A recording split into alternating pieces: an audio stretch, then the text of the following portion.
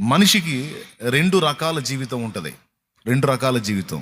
ఒకటి బయటికి కనబడుతున్న జీవితం, రెండు అంతరంగం. లోపల భయంకరంగా తిట్టుకుంటూ కూడా పైకి నవ్వుతా షేక్ హ్యాండ్ ఇవ్వచ్చు. అవకాశం ఉందా లేదా మీరు చెప్పండి. ఎంతమంది ఒప్పుకుంటారు? లోపల చెడామడ తిట్టుకుంటా, అవునా? సింపుల్.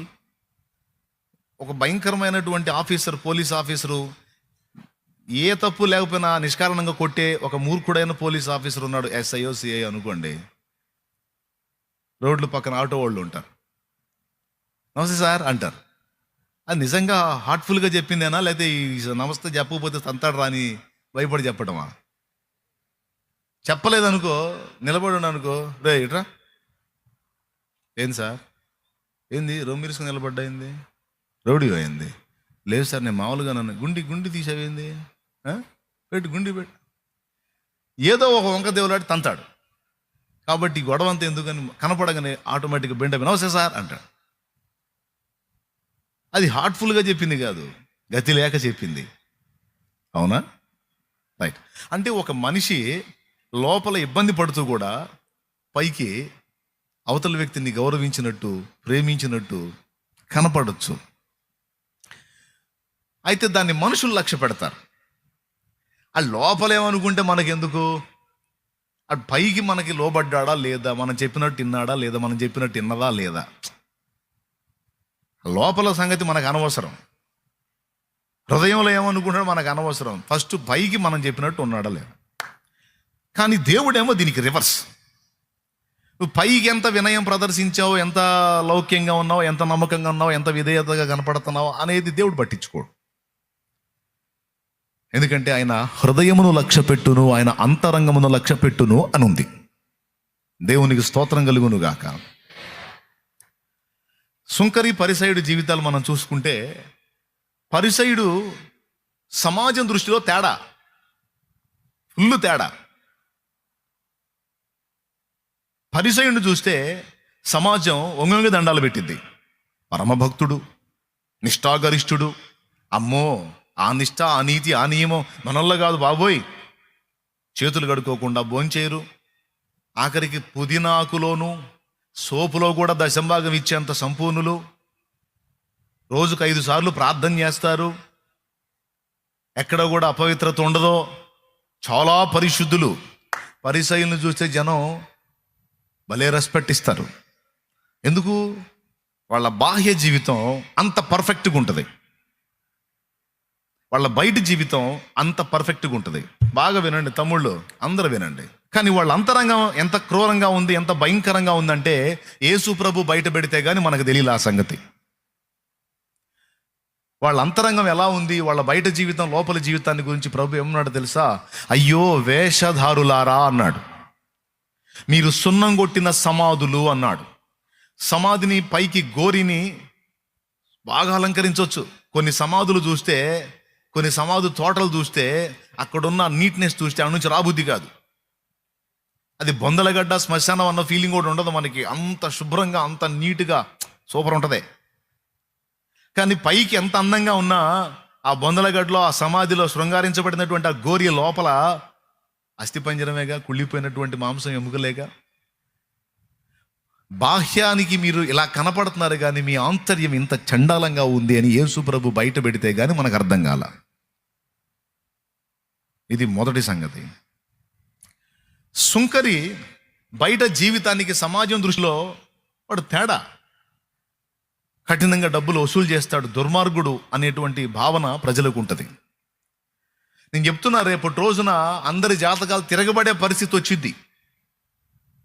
ఈరోజు పైకి పెద్ద మనుషుల్లాగా, గొప్ప భక్తులాగా, గొప్ప వ్యక్తులాగా, ఆత్మీయులాగా కనపడుతున్న వాళ్ళ బతుకులన్నీ రేపు బట్టబయలయ్యేటువంటి రోజు ఒక రోజు ఉంది. స్తోత్రం. తిరగబడిద్దని ఎందుకు చెప్పానో తెలుసా? ఈరోజు దరిద్రులుగా, ఈరోజు బలహీనులుగా, ఈరోజు చెంచలులుగా, అస్థిరులుగా ప్రస్తుతం మనం కనపడుతున్న వాళ్లే రాబోతున్న రోజుల్లో బలమైన పాత్రలై, క్రీస్తు కొరకు సాక్షులై భగ్గున మండే రోజులు రాబోతున్నాయి. ఈరోజు ఇక్కడ కూర్చున్న వాళ్ళు తాగుబోతోళ్ళు ఉండొచ్చు, వ్యభిచార పాపంలో ఉన్నోళ్ళు ఉండొచ్చు, మాదక ద్రవ్యాలకు అలవాటు పడిన వాళ్ళు ఉండొచ్చు. మొత్తానికి ఎవడో తీసుకొస్తే వచ్చి కూర్చోవచ్చు.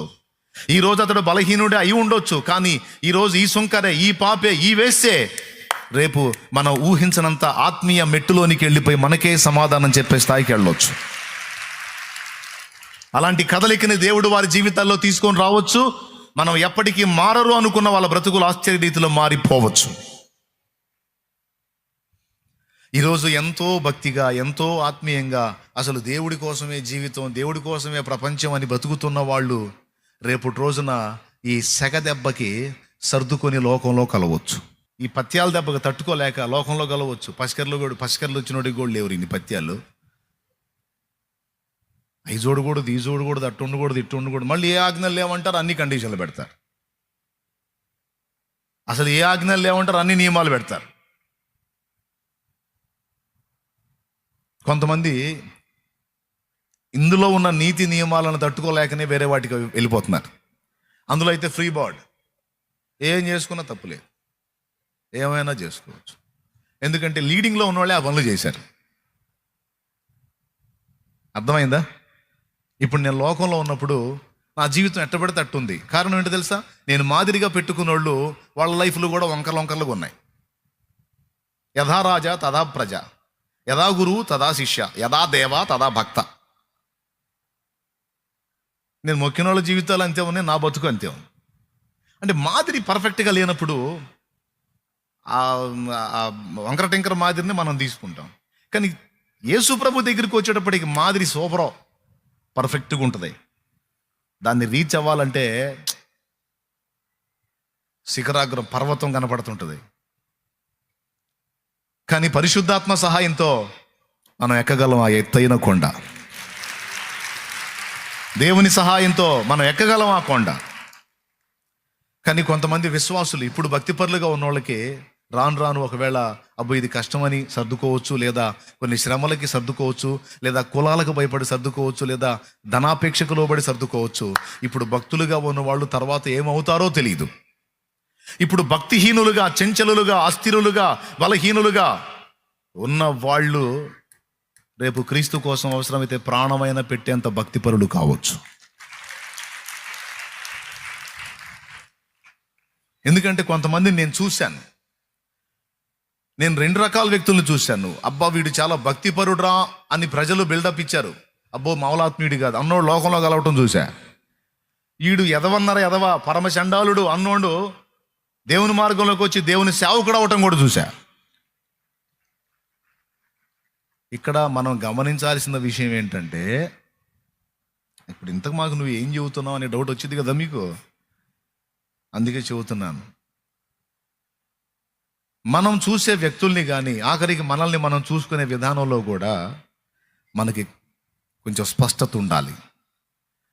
మనం బయటికి ఎలా ఉంటున్నాం, మన పర్సనల్ లైఫ్లో ఎలా ఉంటున్నాం, దేవుడు దేన్ని సీరియస్గా తీసుకుంటాడు, రేపు న్యాయపీఠం ముందుకు వెళ్ళినప్పుడు దేన్ని బట్టి మనల్ని లెక్క అడుగుతాడు అనే ఇంకితం మనకు ఖచ్చితంగా ఉండాలి.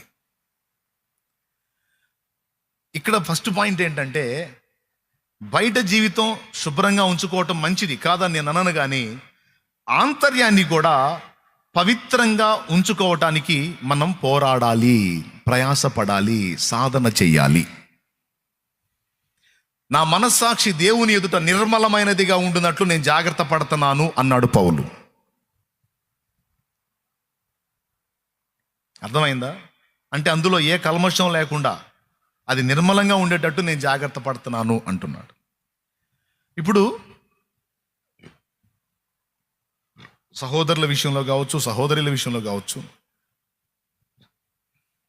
ఎక్కడైనా ఏ విషయాల్లో అయినా మనం కాసేపే ఈ భక్తి కార్యక్రమం కూటం అయిపోయింది, తెల్లారిద్ది, ఆ కూటం కూడా అయిపోయింది.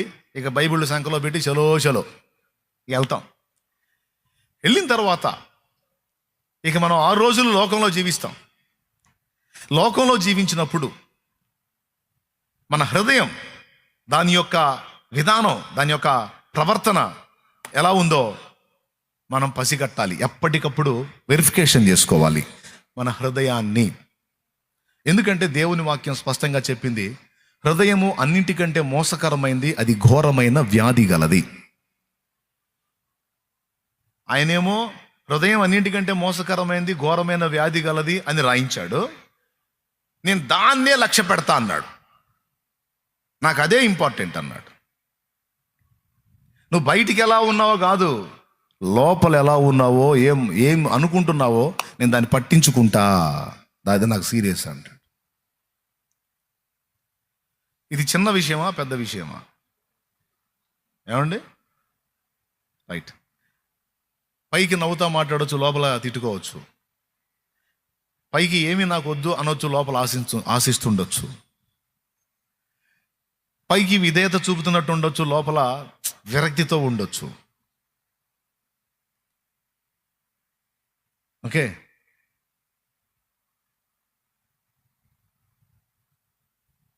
పైకి కోడల్ని ప్రేమిస్తున్నట్టే ఉండొచ్చు, లోపల ద్వేషాన్ని కలిగి ఉండొచ్చు. పైకి అత్తగారి ముందు షో చేస్తున్నట్టు, అత్తగారంటే అభిమానం ఉన్నట్టు షో చేయొచ్చు, లోపల దీన్ని ధనంజయ అనుకోవచ్చు. మాట వరుస చెబుతున్నా, దేవునికి స్తోత్రం, హల్లెలూయా. ఏదైనా నవ్వుతారు, ఎప్పుడు వచ్చింది ముసిలి చావట్లేదు అని అనుకోవచ్చు. భక్తి సాధన చేయాలనుకున్న ప్రతి ఒక్కరికి, ఇదిగో దీన్ని బ్యాలెన్స్ చేసుకోవటం నంబర్ 1 అవసరము అని చెప్తున్నా. నంబర్ 1లో ఉండాలి ఈ పాయింట్ అని చెప్తున్నాను నేను. ఎందుకంటే అది కూడా చెప్తున్నా, మన హృదయం యొక్క తీరును బట్టి, మన హృదయం యొక్క విధానాన్ని బట్టి దేవుడు మనకిచ్చే ఫలాలు ఆధారపడి ఉంటాయి. అందుకు ఈ మాట చెప్తున్నా నేను. మన హృదయం యొక్క విధానాన్ని బట్టి దేవుడు మనకిచ్చే ఫలాలు, ఆశీర్వాదాలు ఆధారపడి ఉంటాయి. కొంతమంది ఉంటారు, ఒకడు కనపడ్డప్పుడేమో వాడి దగ్గర 2 ఏళ్ళు ఎంతరా, 2 ఏళ్ళు 3 ఓకే నీ 3 కరెక్ట్ అంటాడు. ఇంకొకటి దగ్గరికి పోయి వాడు 2 ఏళ్ళు 4 అంటే నీ 4 కూడా కరెక్టే అంటాడు. అంటే యథార్థత ఉండదు. ఉంటే 3 లేకపోతే 4. కొంతమంది హృదయం ఎలా ఉంటుందో తెలుసా? 3 దగ్గరికి పోయి 3 అంటాడు, 4 దగ్గరికి పోయి 4 అంటాడు. ఇందులో ఇంకోటి 5 తగిలాడు అనుకో, 5 2 5 పర్ఫెక్ట్ 5 అంటాడు. అంటే యథార్థత లేని హృదయం. హృదయంలో ఎన్ని రకాల షేడ్స్ ఉంటాయో బైబిల్ చెప్పింది. అర్థమైందా? ఎన్ని రకాల షేడ్స్ ఉంటాయో. అన్యాయం ఉంటుంది హృదయంలో, న్యాయం ఉండదు. సొంత వాళ్ళని ఒక రకంగా, బయట వాళ్ళని ఒక రకంగా. దేవునికి స్తోత్రం. కుటుంబ సభ్యుల్ని కూడా, తన కన్న బిడ్డనైతే ఒక రకంగా, బయట తల్లి కన్న బిడ్డనైతే ఇంకో రకంగా. ఏముంది, సమాజం అంతా అంతే ఉంది, నేను కూడా అంతే ఉన్నాను అనుకుంటాను. కానీ కాదు. హృదయంలో ఉన్నటువంటి ఈ భేదం దేవుడు చూస్తాడు. దేవుడు చూసి దానికి తగ్గ ఫలితాలే నీకు నాకు ఇస్తాడు అనేది మనం గ్రహించాలి. నా హృదయంలో, మీ అందరి హృదయాల్లో ఆదాము సంబంధిత వ్యాధే ఉంది.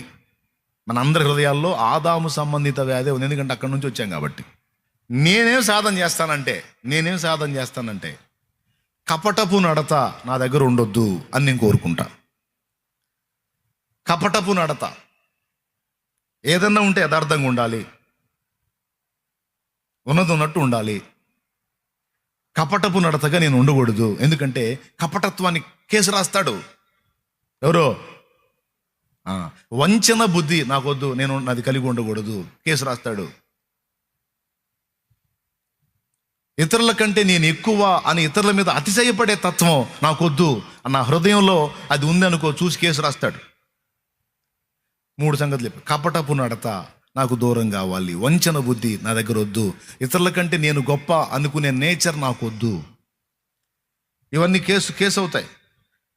ఎందుకంటే పైన నేను దీనుడుగా కనపడవచ్చు. Simple example చెబుతానండి. ఒక ఆయన ఇలా అన్నాడు, బ్రదర్ నాకెంత తగ్గింపో తెలుసా, నా అలాగే ఎవడు తగ్గించుకోలేడు, అంత తగ్గింపు నాకు అని తగ్గింపుని చూపించి హెచ్చించుకుంటున్నాడు. ఏమన్నా అర్థమైందా మీకు? ఎంతమందికి అర్థమైంది? ఏమర్థమైంది? నిజంగా తగ్గింపు కలిగినోడే, కానీ ఆ తగ్గింపును బట్టి అతిశయపడుతున్నాడు. అది కేసు. ఎవరు రాస్తారు? వీడి హృదయంలో నేను చాలా తగ్గింపు గలవాడినని వీడికి గర్వం ఉంది. అంటే ఎంత సెన్సిటివ్గా ఈ పాయింట్లను ఆలోచించాలో అర్థం చేసుకోండి. ఎంత జాగ్రత్తగా మనం ఎక్సర్సైజ్ చేసుకోవాలో మన హృదయాన్ని గమనించండి. నా మట్టుకు నేను దేవుని వాక్యాన్ని చదివి నా జీవితంలో, నా హృదయ ఆలోచనల్లో చాలా వరకు అలా బ్యాలెన్స్ చేసుకోవడానికి నేను ఇష్టపడుతున్నాను. అదే మీకు బోధిస్తున్నా. సాటి మనిషి పట్ల ప్రేమ, త్యాగబుద్ధి, ఏమండి, చేసిన దానిలో యథార్థత, కపటం లేకుండా ప్రేమించటం, ఉన్నది ఉన్నట్టుగా నడుచుకోవటం, ఇవన్నీ మన హృదయంలో మనం సాధన చేసామనుకో దేవుడు మనకి ఇచ్చేటువంటి ఆశీర్వాదాలు కూడా ఖచ్చితంగా అలానే ఉంటాయి.